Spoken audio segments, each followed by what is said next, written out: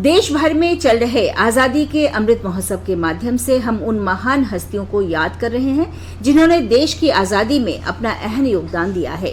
इसी कड़ी में आज पेश है स्वतंत्रता सेनानी बाल कृष्ण हरी चापेकर और रोसम्मा पुन्नुस की कहानी।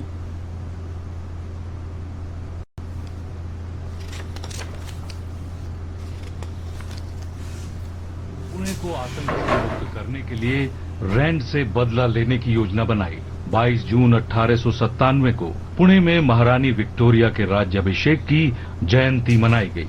योजना के मुताबिक दामोदर हरी ने गवर्नमेंट हाउस के दरवाजे पर प्रतीक्षा की और जैसे ही रैंड का वाहन नजर आया वो 10-15 कदम पीछे हट गए। जब वाहन पीले बंगले के करीब पहुंचा तो दामोदर ने दूरी बना ली और बालकृष्ण को संकेत देने के लिए आवाज लगाई। दामोदर हरी ने वाहन का पल्ला खोलकर ऊपर उठाया और रैंड पर गोली दाग दी। घायल रैंड ने 3 जुलाई 1897 को दम तोड़ दिया। बालकृष्ण ने रैंड के सैन्य रक्षक लेफ्टिनेंट आयस्ट को भी गोली दागी, जो मौके पर ही ढेर हो गया।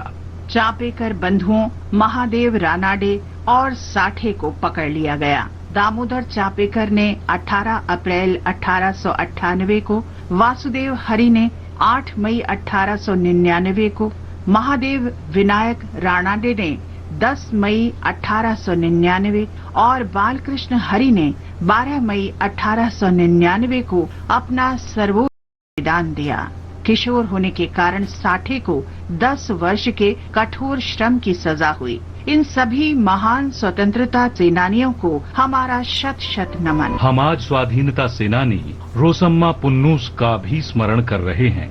उनका जन्म 12 मई 1913 को केरल के कंजिरापल्ली में हुआ था।